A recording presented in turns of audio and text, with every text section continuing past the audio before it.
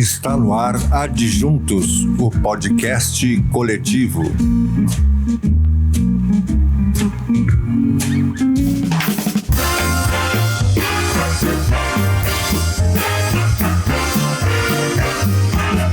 Rua da Margem.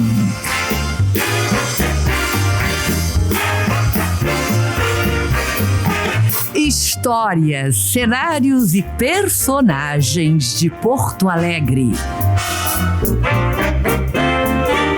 Com Paulo César Teixeira.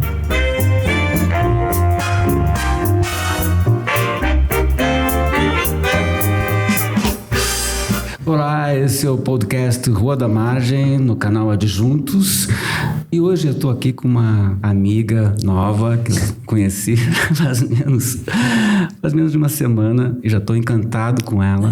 Atriz, jornalista, apresentadora de televisão, produtora, professora de teatro. Educadora, com uma cabeça minha. E uma militante dos anos de chumbo. De sempre. Dos anos de sempre. Continuamos, né, na luta, né? E uma mulher, né? Uma mulher independente, uma mulher da geração das mulheres libertárias, né?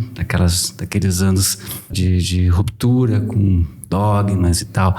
Jalusa Barcelos. Tudo bom, Jalusa? Tudo bom, Paulo César, um prazer enorme. Eu também te conhecia, né, por causa do teu livro, quer dizer... Esquina Maldita. Que tu prometeu que ia ler. Vou ler quando eu chegar no Rio. Ele já não é mais uma esquina maldita, né, é uma esquina bendita, porque nos colocou em contato, mais Cristina Cis Brasil, né, que é uma amiga comum. Companheiro do Cal Azambuja. Grande lenda do samba rock. Maravilhoso, que está fazendo um bem enorme. A minha amiga é de colégio americano, né? Vocês eram colegas. Fomos colegas de internato, né? Antes, assim, Jalusa, esse nome já é um nome meio enigmático, assim. De onde é que vem esse nome Jalusa? Rapaz, essa história é muito engraçada, porque eu sou filha única, né? Da fronteira oeste de Rosário do Sul. Eu nasci aqui em Porto Alegre, mas 3 dias depois, mamãe viajou, voltou para casa, né? Durante muitos anos eu sofri porque minha mãe foi diretora de uma escola lá em Rosário do Sul, e quando eu era aluna dessa escola e eu fazia alguma coisa, só tinha uma única Jalusa, e como eu era filha da diretora, eu era a única que ia para a sala da direção e apanhava, né? Levava palmada. Odiava meu nome, né? E depois, inúmeras vezes, eu perguntei para ela: mamãe, da onde saiu esse nome? Eu sou atriz, vou fazer daqui a pouco 50 anos de teatro, mas a grande atriz da família era ela, porque ela enigmaticamente dizia: não sei. Mas como não sabe?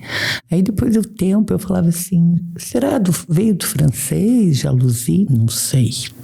Veio do inglês, jealous? Também não sei.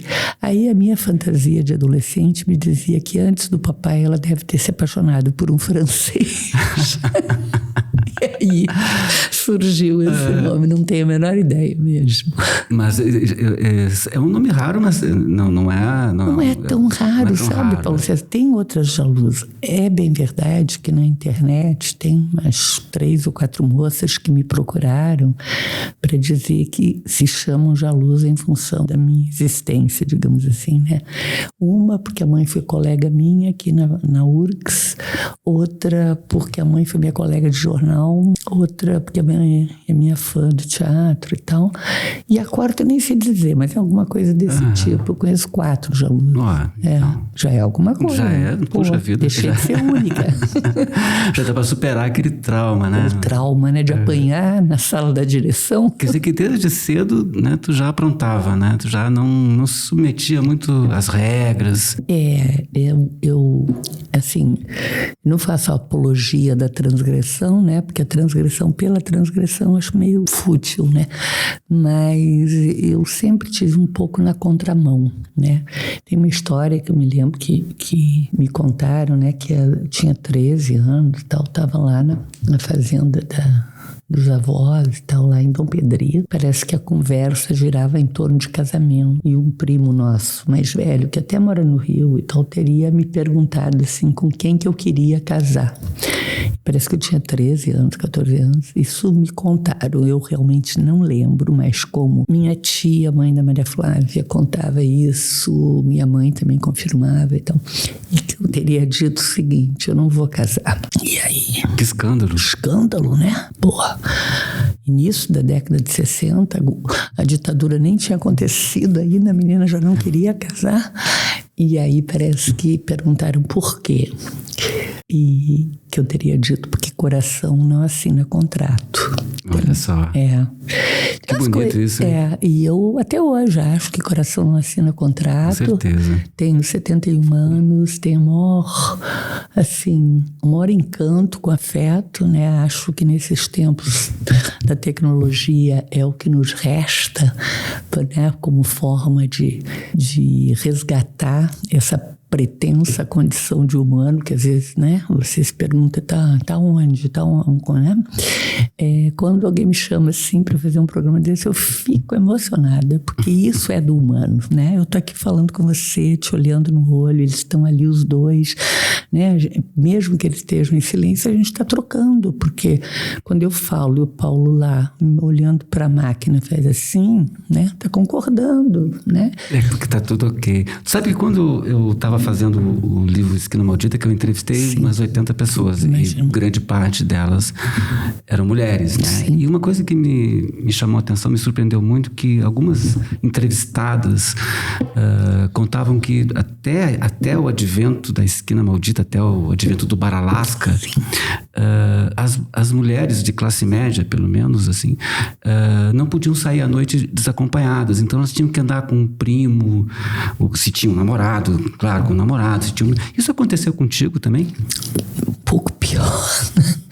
Talvez um pouco pior, né? Eu queria fazer se você me permite, eu queria fazer claro, um adendo na tua fala, quando você falou assim, você ou vocês, né, são da geração que enfrentou muita coisa. Eu penso, viu, eu não sei, Paulo César, quantos anos você tem, mas com certeza. Eu, 64. Então, você é um bebê, né?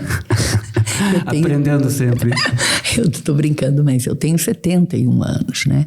E assim, eu penso que essas nossas gerações, vamos dizer assim, mas a condição do feminino é um absurdo. A quantidade de transformações, revoluções, brigas mesmo, né? Eu morro de rir quando eu ouço assim, né? Porque hoje é como se tivesse feito um copydesk, né? Dessa tumultuada existência dessas nossas gerações, e hoje se compilou, né? E tem algumas coisas. Então, quando eu ouço assim, a mãe solo, eu a vida inteira fui mãe solo, né? Porque fiz opções aí um pouco mais, se você quiser chamar de transgressoras, né? Mas, enfim, eu queria viver com alguém que eu não estava mais apaixonada, e o fato de você ter filhos não significava que eu tinha que ficar ali, né?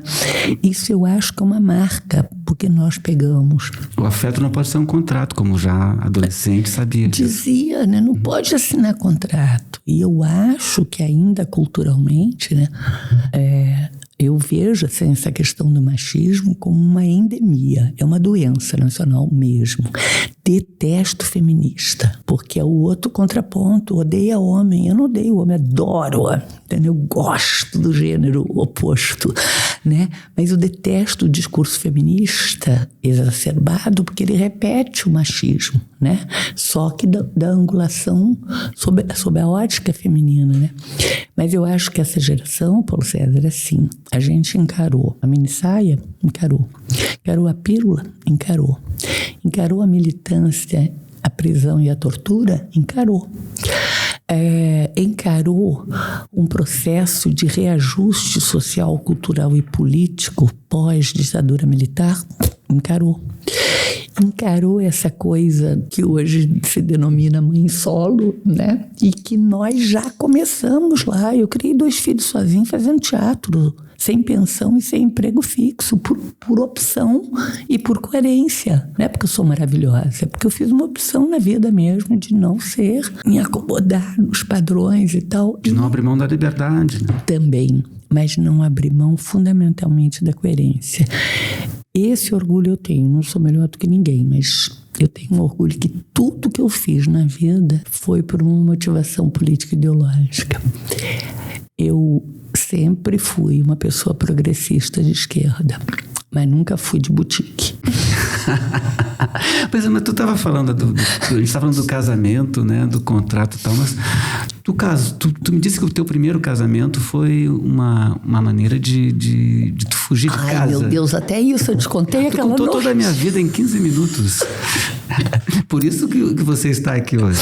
Afe Maria, e olha que eu não tinha bebido, hein? Você estava fazendo faculdade na Fabico, né? Fazendo jornalismo na Fabico? Não, na verdade é assim.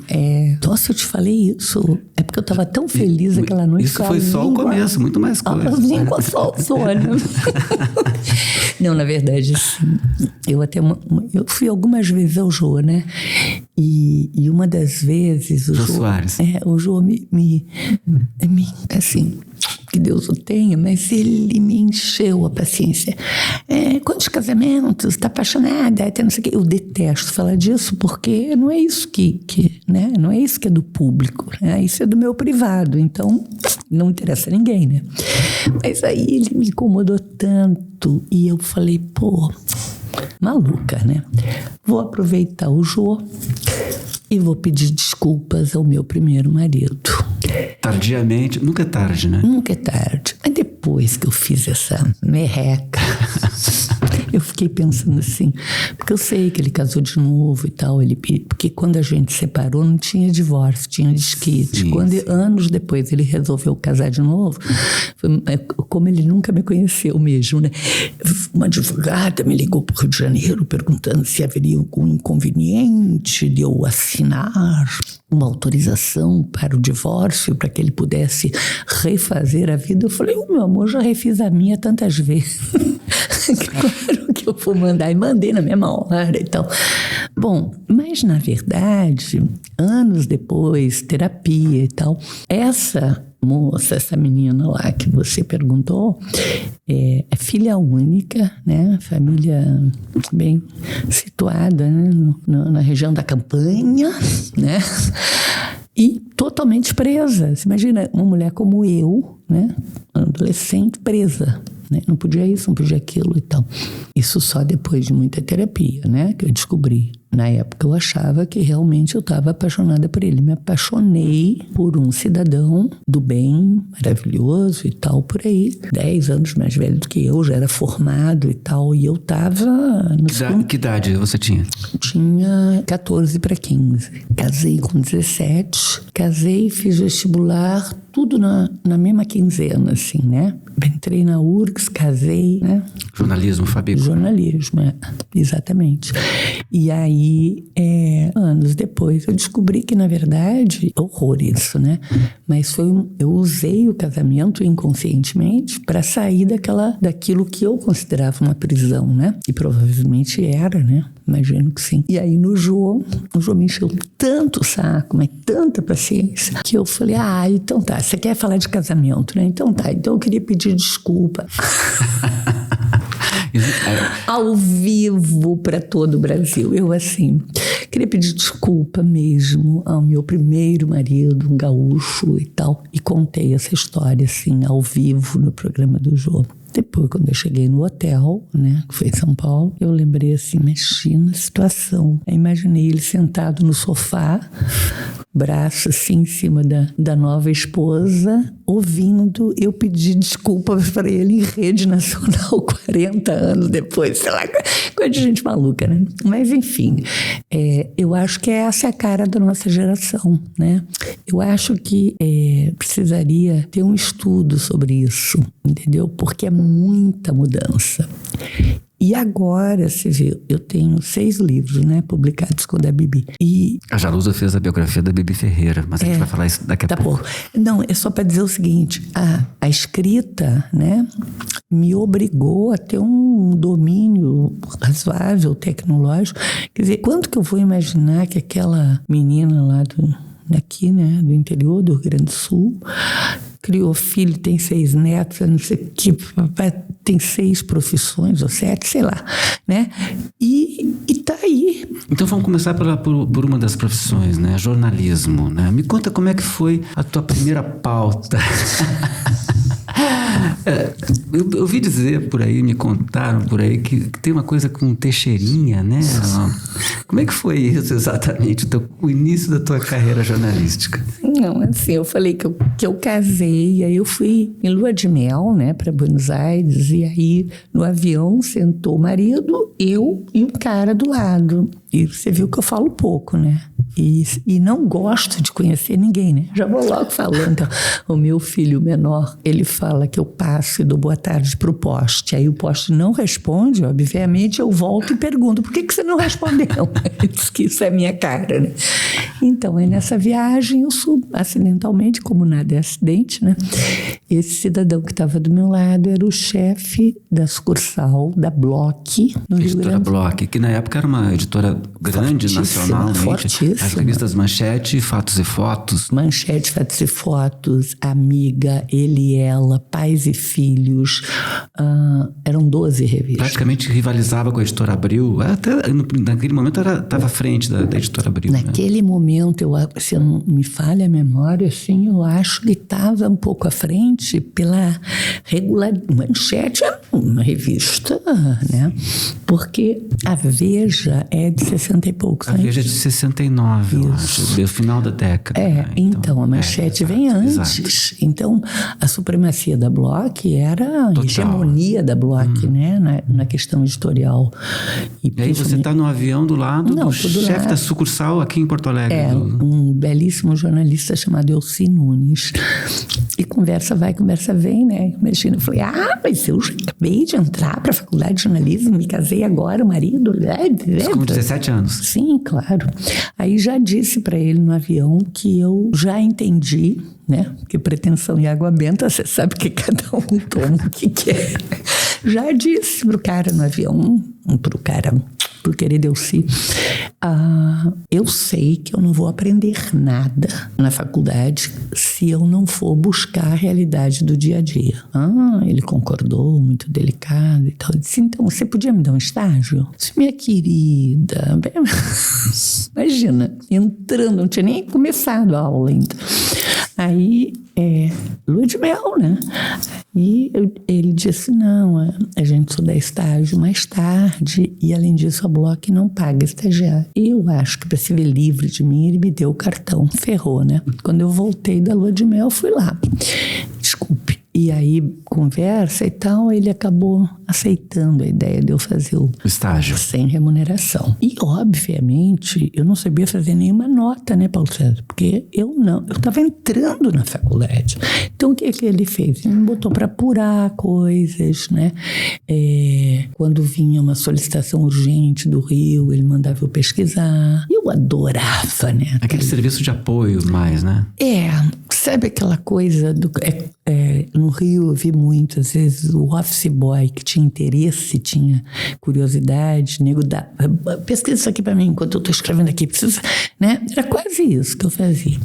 E aí um dia ele me disse, eu quero que você vá na fazenda do Teixeirinha, porque a amiga está pedindo uma matéria sobre o último filme dele. Não precisa redigir, ele falou. Você vai lá e apura o que é o filme, eu vou mandar o fotógrafo, faz umas fotos, você me traz, tá? É pra amiga, tá bom.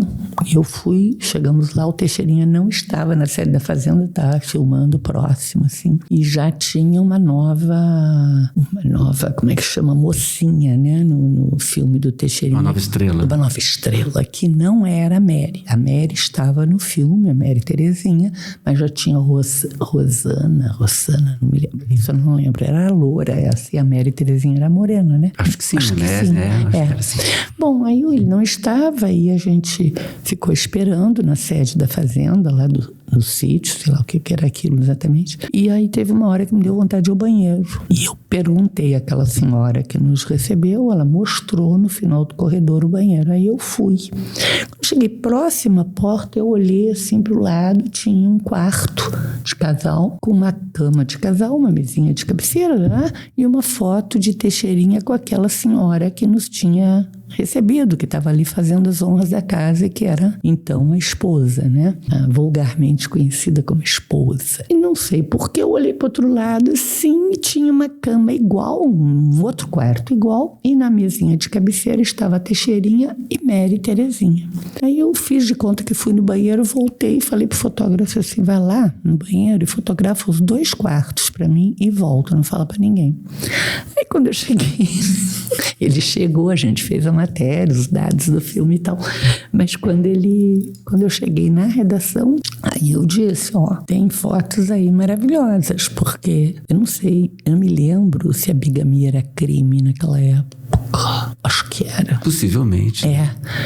Não era inafiançável. Mas era crime. E aí eu fiz lá os dados para ele, você redigiu, mandou e tal. E muito querido botou o meu nome. E aí deu capa de Fatos e Fotos. E eu fui contratada na semana seguinte. Graças a esse furo de reportagem, você descobriu a bigamia do Teixeirinha. Foi sua primeira reportagem. Não. Que belíssimo início de carreira, né? Não foi bem. Pensando que seria hoje a coluna de fofoca. Mas uma que fofoca, hein? Nossa, que fofoca. Não, mas assim, eu não me lembro o tratamento da revista. Eu sei que deu capa a cara dele. Mas usaram essa palavra bigamia? Ou sugeriram, talvez? Eu tinha até bem pouco tempo. Os 2 amores de Teixeirinha, talvez algo acho assim. que era assim. Teixeirinha é capaz de vivenciar 3 amores. Um no cinema, outro na música e outro na vida privada. Embora Mary Terezinha viva na mesma residência, era uma coisa assim. Tinha a loura do filme, a mulher e a Mary Terezinha. Mas de qualquer modo foi uma coisa bombástica. E aí, a partir dessa matéria, você já foi para o Rio de Janeiro? Como é que foi a mudança lá para o Rio? Pouco tempo depois, né, o Elci foi contratado, foi chamado para dirigir a sucursal do Globo aqui.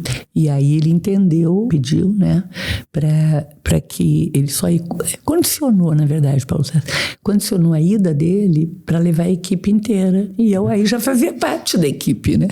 Mas para a sucursal do Globo aqui? Aqui em Porto Alegre. E logo depois o Globo se preparou para o grande lançamento do Jornal de Domingo. E eu me lembro que aí sim eu já estava mais taludinha, né? Eu me lembro que eu fiz uma matéria sobre as alterações de hábitos, costumes gaúchos a partir da queda da temperatura, chegada do inverno. E aí a gente fez várias matérias especiais e eu falei, me deixa eu levar. Ele me falou, por que você... Era malote, né? Era malote, né? Sim, na época era malote. Era malote. Aí ele falou, para que você quer levar o malote pessoalmente? Eu falei, porque eu quero pedir transferência para o Rio. Que maluca, fazer o que lá? Eu não disse para ele, mas na época eu pensei assim, se no primeiro ano de faculdade eu já trabalho numa sucursal como o Jornal Globo, contratada, ganhava um dos melhores salários, né? Daqui de Porto Alegre. Os melhores salários eram das sucursais. Eram das sucursais. As sucursais dos veículos de comunicação do Rio pagavam top. Aí eu falei, o que eu vou ficar fazendo aqui? E eu odeio frio. Então, eu queria, né? E aí foi isso. Aí cheguei lá e pedi para ser contratada com 18 anos na cara, né? E aí o Evandro Carlos de Andrade, que era o editor, falou, mas isso é uma menina, isso é um absurdo. O Rio é uma selva, ele falou para mim assim, né? Eu disse, olha, a questão do Rio ser ou não ser uma selva é da minha competência. A tua é me dizer se você tem vaga ou não para mim. Ele falou, vou te trazer pela tua ousadia, você vai acabar dando uma boa jornalista. Mostrou as qualidades, né, de uma boa jornalista. Isso, aí deu certo. Aí eu fui cobrir teatro, né, e música popular, porque eu não conhecia a cidade, eles me botaram no segundo caderno. Aí foi sopa no mel, né? Eu adorava teatro. Me diz uma coisa, e a tua militância, né? Já tinha militância aqui? Começou aqui, Tu era ligada a Aqui eu não era ligada a nada. Aqui eu fui me descobrindo, né? Eu tinha uma colega de americano chamada Marilene Tombini. Marilene tinha um namorado chamado Renato... Não importa o nome dele. Mas essa figura foi fundamental na minha história. Renato, ele era um pouco mais velho que a gente, né? Ele já era um cara assim de uns 20 e poucos anos, já militava politicamente e era jornalista. Eu acho que do Correio do Povo. Porque a Zero Hora é daí, desse tempo, né? Que ela surge, não é? A Zero Hora surge nos anos 60, né? Na metade dos anos 60. Então, e ele te puxa para a militância, não? A Marilene era minha colega de sala, ela não era interna. Quando eu saía para casa de uns tios-avós, ela conseguia me puxar para ir no cinema, não sei o que e tal. E uma vez, numa saída dessas, ela me apresentou para o namorado. E a gente ficou falando, né, sobre a situação da política e tal. Aí já era 70, né, 71. Tinha 5 prisões e tal. E ficamos horas conversando e ele me deu de presente, assim, nunca me esqueço, O Que Fazer, do Lenin. Foi meu primeiro livro, assim, nossa, o mundo abriu, né? E aí eu comecei a, ir a algumas reuniões, né? Muito assim. Não eram reuniões do partido, não. Mas eram reuniões em que iam jornalistas, artistas, a velha história, né? E antes de eu fazer vestibular, ou seja, antes de eu casar, eu saí do internato para poder fazer o cursinho pré-vestibular. E no internato, uma moça que se auto-intitulou Vera me disse assim, eu tenho uns documentos que... Ela conversava muito comigo na sala, sempre tínhamos muita conversa. Ela disse, eu tenho uns documentos, eu vou ter que fazer uma viagem, eu tenho uns documentos, eu não posso levar, você guarda para mim? Quando eu disse que sim, ela falou assim, mas ninguém pode saber. E o olhar dela me disse assim, ninguém é a repressão. Ela não falou. Eu tinha Você entendeu tudo na hora. Aí eu tinha um urso no meu quarto que tinha um fechecler. Eu abri o fechecler, joguei a pasta lá dentro, fechei. O urso subversivo. O urso subversivo. Nunca abri. E um tempo depois que essa moça viajou, apareceu a cara dela na Zero Hora. Ela era secretária do Frei Beto e estava fugindo por aqui, pelo Uruguai. Talvez para dar uma aliviada. Ela foi fazer o cursinho, não sei. E um colega, que já foi embora, um colega jornalista, inclusive, ele, quando o DOPS entrou na sala, ele apontou para mim assim. Então, a primeira vez que eu fui presa, eu não tinha culpa nenhuma, a não ser o urso com os documentos, que até hoje não sei o que tinha lá. E ele apontou, ela é que amiga. Mas aí você, já no Rio de Janeiro, teve uma militância mais... Não, aí no Rio de Janeiro eu entrei para o Partido Comunista. Partidão. Partidão, com muito orgulho. E eu conto isso, Paulo César, não sei como é que era aqui, né? Mas essa coisa... Porque quando eu digo que eu não sou esquerda de boutique, porque eu não sou do folclore. A minha formação foi no Partidão. Leninista, marxista-leninista. E acho interessantíssimo, porque eu aprendi a ser, talvez, uma pessoa mais democrática, mais dialética, né? Pelo Partidão. E você chegou a ser presa? Fui algumas... Passou tortura? Não. Graças a Deus, não. Uhum. E... assim, eu vou contar, mas não é para me... olha como é engraçada a minha vida. Não é nada disso. Na verdade, eu queria fazer eu sempre falo isso em qualquer entrevista. Para você entrar no Partidão naquela época, era uma coisa tão séria. Você tinha quase que um vestibular para fazer. Porque você tinha que ler muito filosofia política. Você tinha que entender e se entender perante a história para que você pudesse participar daquela militância, que não era uma militância da luta armada, não era uma militância do radicalismo, era uma militância que até hoje eu acredito. O Partidão foi contra a luta armada, sim, ficou de fora. Sim, né? E é uma militância que até hoje eu acredito. Se você não muda aqui, né? Mas você chegou a ser presa algumas vezes? Fui, porque no Globo, naquele momento, era a maior base do Partidão que existia na classe média. Tem a famosa frase do Roberto Marinho, né, para um militar, eles são, né, você deixa que os meus comunistas cuido eu. Né? Não, nem é isso, é real essa história. O DOPS pediu a relação dos jornalistas comunistas. Ele botou 1, Roberto Marinho, 2, Rogério Marinho, 3, Ricardo Marinho, e foi até o Serviço Geral. Aí o cara do DOPS lá, né, o Borges Fortes, ficou pau da vida, né? Não sei exatamente o teor do diálogo, mas o a história é mesmo. essa, né? E disse, pô, doutor Roberto, isso, o senhor está brincando com a nossa cara? Ele disse, não, porque os meus melhores, quer dizer, ele admitiu, né, que tinha repórteres comunistas. Ele falou assim, os meus melhores jornalistas são os comunistas e eu não vou abrir mão deles. Claro, mas é uma questão lógica, Paulo César. Assim, por que esta xícara está com chá vermelho? Ah, porque a moça que atendeu. Mas quem é a moça que atendeu? Por que atendeu? Ela tem poder aquisitivo para comprar esse chá? E você vai, né? Isto era a inquietação típica da consciência. Mas para mim o que precisa sempre ser pontuado em relação ao partidão, né, como as pessoas chamam, é uma coisa que fere os tímpanos atuais. Porque para ser do partidão você precisava provar o seu comprometimento ético e moral em relação a tudo e a todos. Isso era ser de esquerda. Que maravilha. Entendeu? Mas eu quero que tu me conte também a tua passagem, tem tanta coisa pra gente falar, né? A tua passagem pra televisão, né? Tu foi apresentador, isso foi um tempo depois, né? Não, essa é a minha passagem do jornalismo pro teatro. Exato. Tu foi primeiro pro teatro, do teatro para a televisão. Não, tudo acontece tudo ao assim. mesmo tempo agora. Na verdade, é assim. Sincronicidade. Não sei. Aquele conceito chinês. Olha só, se você me perguntar como é que você virou escritora, eu nem sei se eu sou escritora, eu sou uma mulher que escrevo, né? Mas, todos nós somos assim. Né? Todos nós somos assim. Não, mas foi assim, aí eu não conhecia a cidade, eu fui cobrir teatro, música popular e tal, fui presa 5 vezes. Começou a ficar difícil, porque você vai perdendo elan, né? Porque tudo era proibido, tudo isso. Então, olha só, vou contar para você aqui, porque eu tô na minha terra. Eu descobri que talvez eu tivesse um provável talento para atriz quando, no desespero de mais de 15 horas depondo, eu inventei que eu tinha um caso com meu chefe de redação, que era um homem casado e tal. E o Borges Forte engoliu. Era o teu inquiridor? Que era o chefe do DOPS lá, né? Uhum.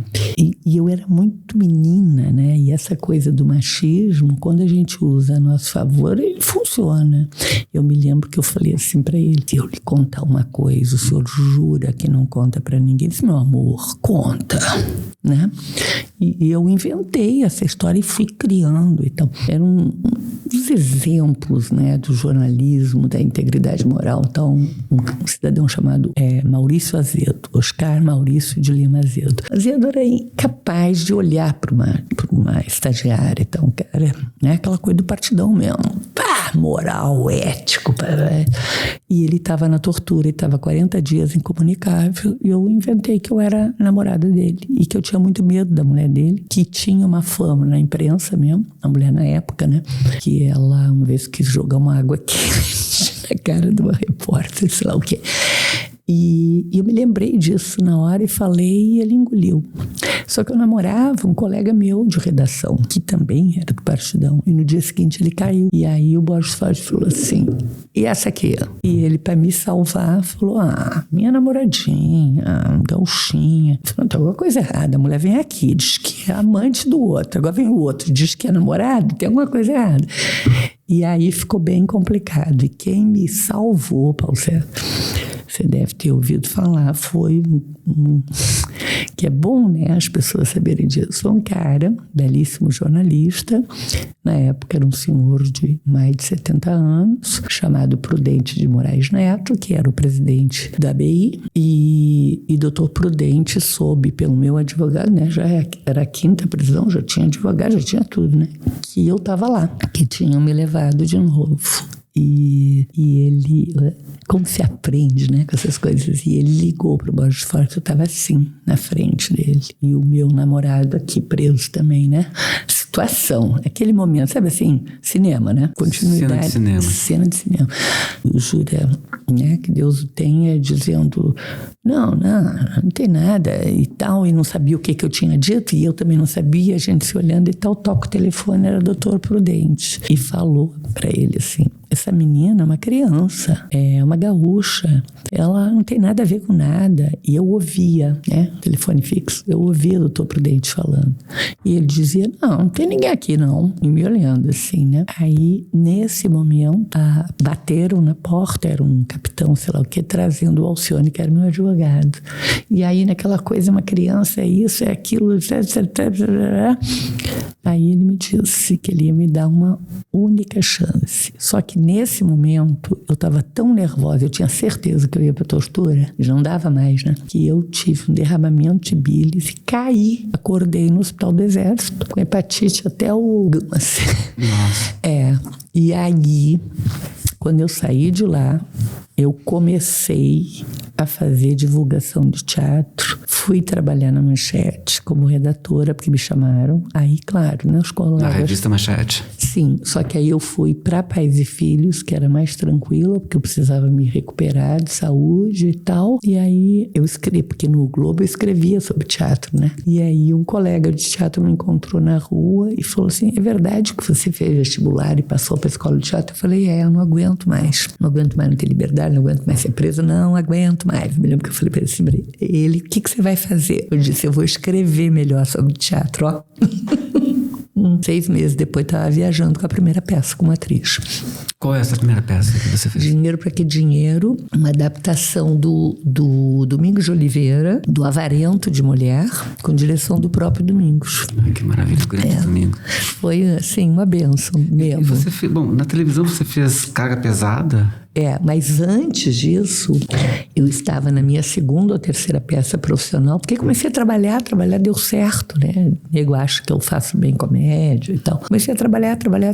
Na 3ª peça profissional, direção do Antônio Pedro. Era uma revista musical, assim, suada de malha. Uma semana da estreia, meu primeiro marido, assim, não o gaúcho aqui, né? Mas o meu primeiro marido mesmo, foi o Capovilla, o Maurice Capovilla. Minha filha mais velha é filha do Capovilla, né? Eu estava casada com o Capovilla. Grande figura, né? Grande figura.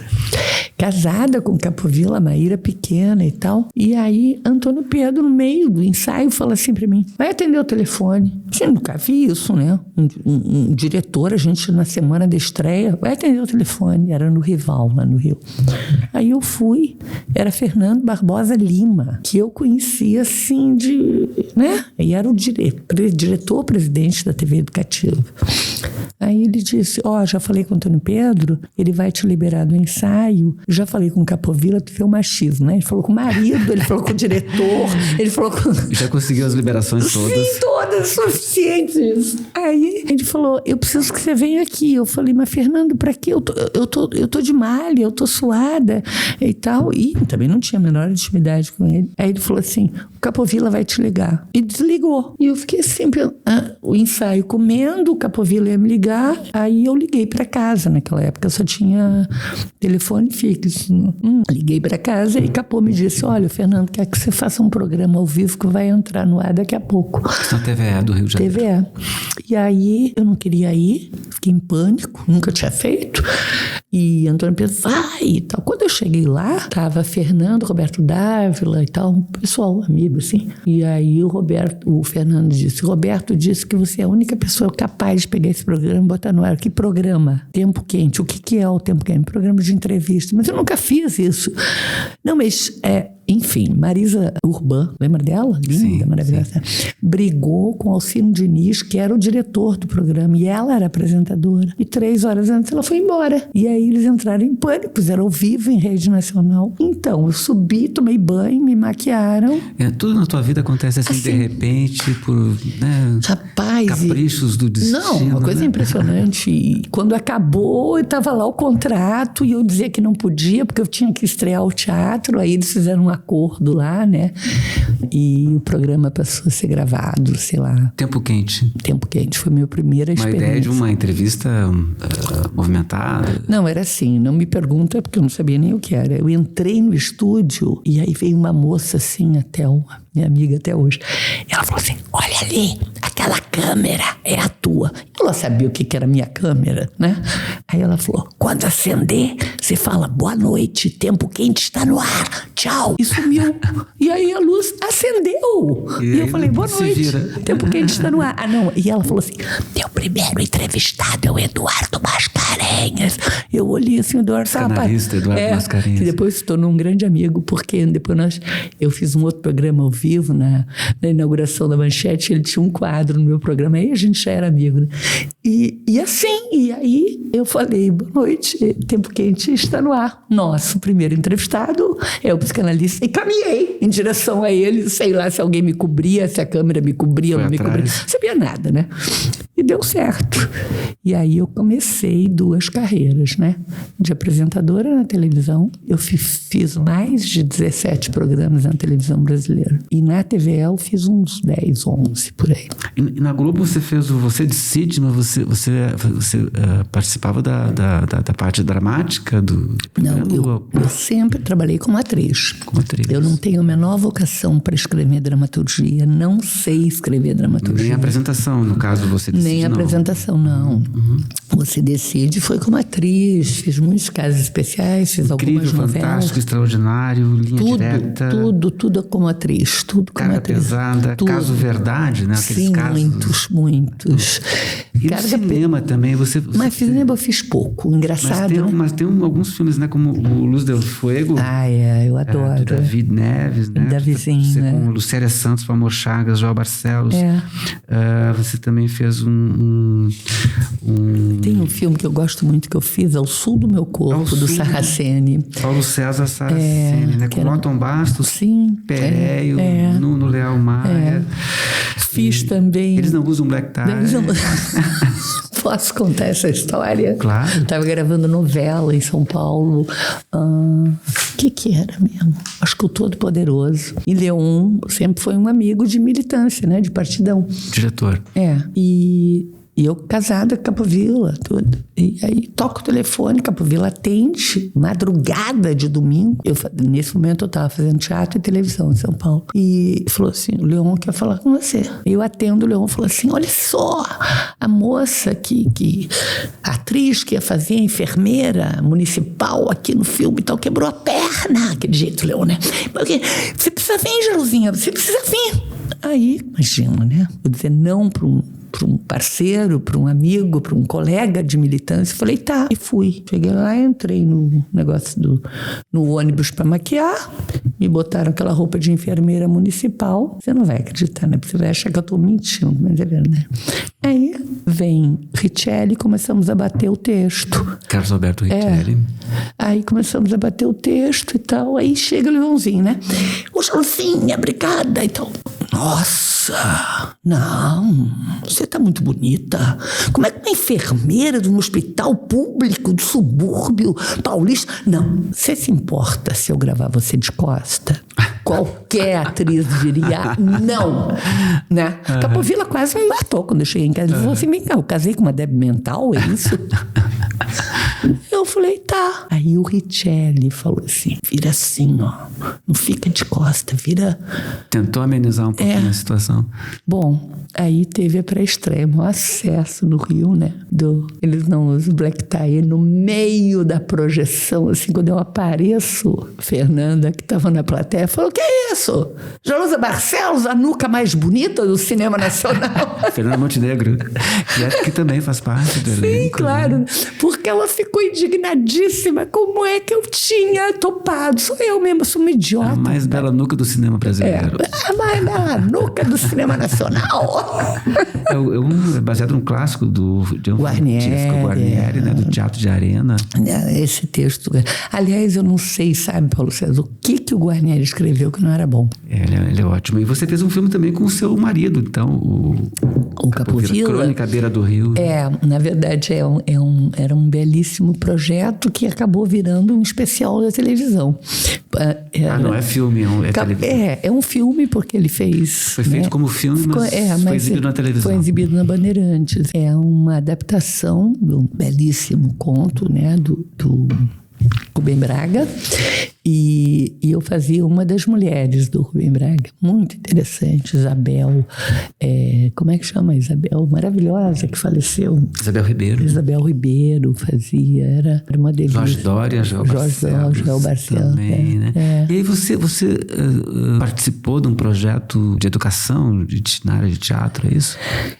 Aí é outra coisa que acontece na minha vida, assim, né? Sempre tudo.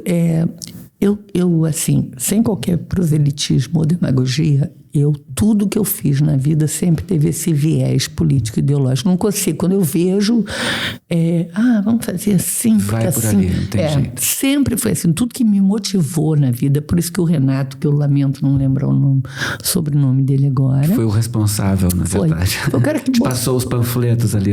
Que me botou pela primeira vez, né, em contato com a filosofia política naquilo que eu acho que ela tem de mais bonito, que é essa, que hoje é fora de moda, né?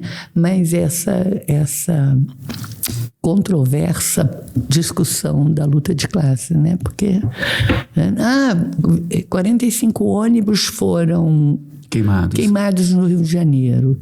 49 pessoas foram presas em Porto Alegre porque mataram 2 crianças e tal. E aí vira o business da violência e não se cogita em perguntar: será que isso tem a ver com a desigualdade social? Né? Será que isso tem a ver com a falta de escolaridade? Será que isso tem a ver com 135 milhões de brasileiros que passam fome? Né? Esse niilismo vigente, essa estupidez vigente, a mim incomoda muito. Então, eu gosto... Qualquer visão de futuro do Brasil passa por essa questão da desigualdade, né? Não só do Brasil, né? Não só do Brasil. Especialmente aqui entre nós, né?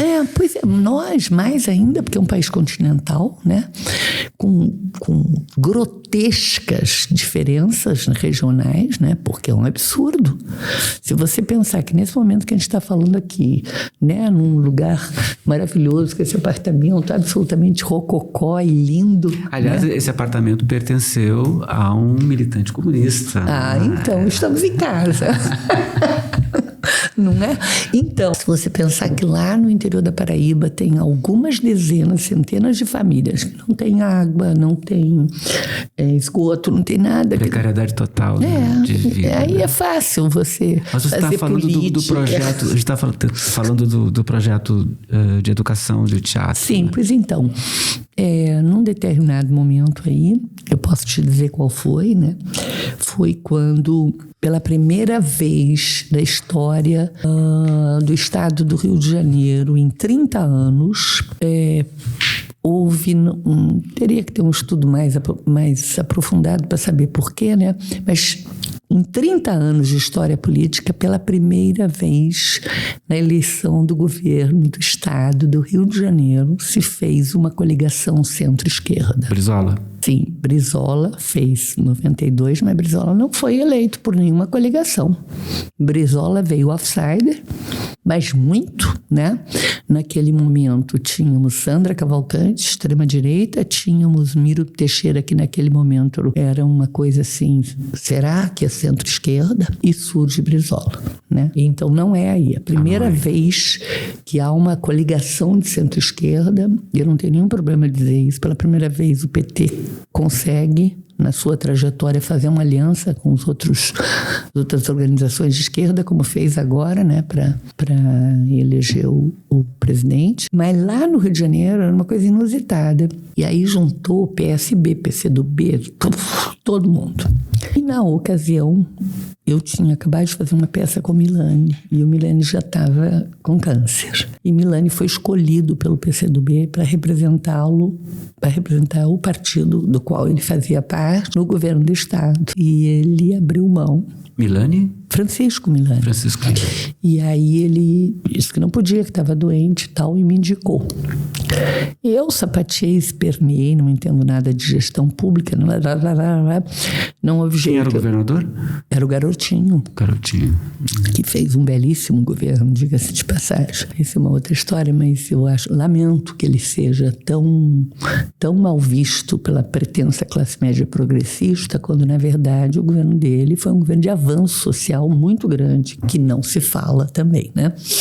Bom, e aí não queria ir, dizia que não estava filiado, porque na verdade só fui filiado ao PCzão, né? E não queria e tal, e acabou. A única fidelidade que tu tem na vida, então, é o Partidão. Ah, não. Ao meu amor, eu tenho extrema fidelidade. Eu sou revolucionário o suficiente para não pulverizar o meu afeto.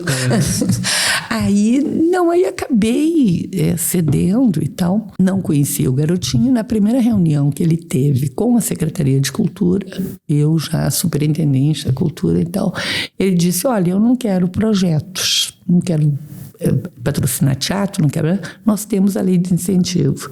Eu quero que vocês pensem em programas de inclusão social através da cultura. Como naquele momento eu já tinha mais de 20 anos de teatro, né? Uma das coisas que a gente discutia muito na época é que se os velhos mestres, né, técnicos, morressem, eles morreriam o conhecimento técnico das artes cênicas, porque nunca houve uma escola assim. Quando o garotinho falou quero programas de inclusão social, eu falei, meu Deus, agora eu estou com uma caneta na mão, eu posso criar uma escola. E aí eu criei a escola. Uma escola de artes técnicas. Como o Ripper, que era um belíssimo cenógrafo, dizia muito isso comigo mesmo, várias vezes conversamos, eu dei o nome do Ripper à escola. E aí, como o meu primeiro livro foi uma pesquisa sobre o CPC da UNE, né? Onde, claro, que eu li e estudei muito Paulo Freire. Aí, quando eu resolvi fazer a escola, Isso de 1994, né? CPC da UNE, uma história de paixão e consciência. É isso. Essa combinação... Se não tiver paixão, não tem consciência. Isso é um pouco do resumo da tua vida também, né? Também. Se não tiver amor, não tem processo revolucionário. E tu fez ainda uma biografia do Procópio Ferreira, isso, o Mágico da Expressão, de 99? Pedido de Bibi. Fiz. Ainda escreveu Profetas do Passado, pela Record. E agora, recentemente, o ano passado, tu lançou Bibi Ferreira, A Saga de uma Diva. Uma biografia da Bibi afetiva, Ferreira. Que ela me pediu para fazer. Eu sou muito do afeto, né? Eu acho que não tem revolução se não tiver afeto, né? Isto é um rescaldo da ditadura que, de certa maneira, eu penso que o Partido dos Trabalhadores consagra a racionalidade, né? A estatística, a negação, né? Pô, como é que você pode negar a religiosidade nesse país? Como é que você pode negar o amor no processo, né, revolucionário nesse país? Não tem como. Então, e aí eu me empolguei e eu já conhecia assim, bastante Freire, tinha paixão por eles, né? E acabei, muito chato falar isso, né?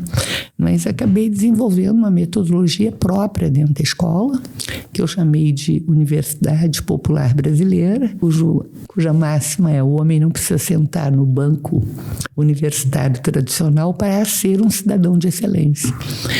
E nós trabalhávamos com 98% dos excluídos sociais. E aí fui enlouquecendo um pouco, né?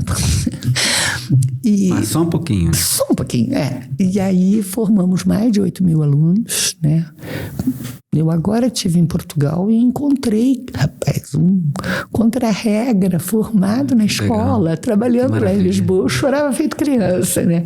E, assim, o povo foi para o mundo. Mas o bonito da escola não é só os 28 cursos, né, de formação técnica que a gente contemplava, mas essa coisa da construção coletiva da consciência crítica e política, que é o ápice da metodologia, né? Eu acabei fazendo mestrado, educação, né, para que a academia pudesse me enxergar a metodologia da escola. E eu pretendo agora fazer doutorado, porque foi um negócio que cresceu muito, sabe? Então, eu acho que eu tenho obrigação moral, fazer o doutorado e escrever toda essa metodologia e deixar aí para as gerações futuras. Sabe o que eu quero deixar para as gerações futuras? O que eu vou te dizer? A metodologia, né? A metodologia, sem dúvida. Mas um recadinho. Durante 10 anos, no Rio de Janeiro, funcionou uma escola de capacitação técnica no campo das artes cênicas, uma escola pública estadual de excelência, porque era uma escola revolucionária e, portanto, transformadora. Sem isso, não há mudança. E mostrar que é possível, possível, né? Basta ter vontade política. Jalusa Barcelos.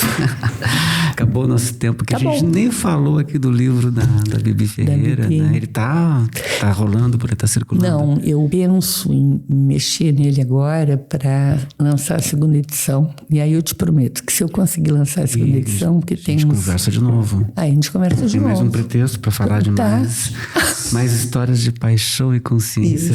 Jalusa, que bom te conhecer, que bom te receber aqui, ouvir todas essas histórias. Imagina, eu que agradeço muito, né? Te prometo que eu vou ler teu livro, já te conhecia por causa do livro, né? E por causa dessa curiosidade, né? Ó, quem estiver ouvindo, dá uma espiada, porque a esquina, ela é maldita no título, mas ela tem muita história ali. Muita história para contar. Obrigado, Jalusa, um beijo. Um beijo. Rua da Margem volta a qualquer momento, a qualquer hora, de repente, quando menos se esperar, aqui no canal Adjuntos. Tchau. Adjuntos, a gente pode mais.